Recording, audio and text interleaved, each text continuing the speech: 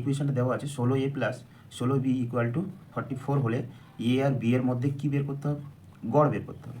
এই গড় বের করার অঙ্কের ক্ষেত্রে তোমাদের সবসময়ের জন্য আমি বলি, গড় মানে কি? গড় মানে যে সংখ্যাগুলো দেওয়া থাকবে সেই সংখ্যাগুলো যতগুলো নাম্বার আছে তাদের যোগফল দিয়ে ভাগ করতে হয়। গড় মানে যতগুলো সংখ্যা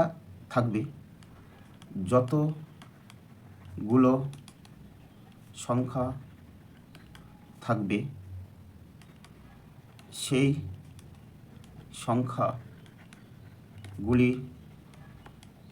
যোগফল ডিভাইড বাই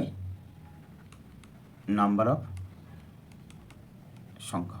ঠিক আছে, এটাই তোমাদের জানতে হবে। এবার চলো, আমার এখানে যেহেতু নাম্বার বলা নেই, তাহলে একটা হোমওয়ার্ক নিয়ে নাও।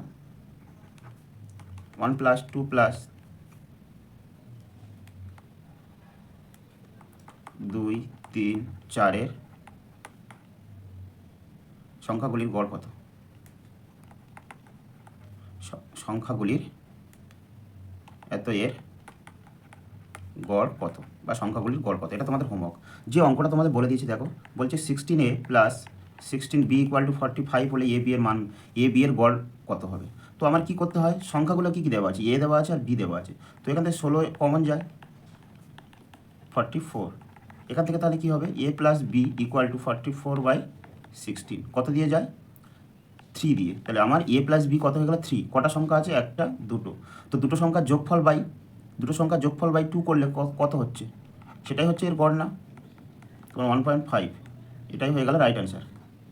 কিন্তু এই যে একটা দুটো সংখ্যা আছে বলে আমরা এই সংখ্যা দুটোর, আমার যেহেতু সংখ্যা দুটো কে আছে, এ আর বি, তাই আমি কি করলাম? a plus B divide by 2 করতে হয়। এটাই তো গড়। আমার কি বলছে? এই সংখ্যাগুলোর টোটাল যতগুলো সংখ্যা থাকবে তাদের যোগফল ডিভাইড বাই নাম্বার অফ সংখ্যা, যতগুলো সংখ্যার কাউন্ট থাকবে টোটাল সংখ্যাগুলো দিয়ে আমরা কি করি? ভাগ করা হয় নাম্বার অফ সংখ্যা। তো এখানে সংখ্যা কত আছে? একটা, দুটো সংখ্যার যোগফল বাই 2।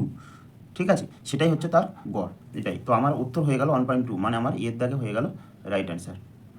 তো এরকমই টাইপের অঙ্ক তোমাদের পরীক্ষায় আসে।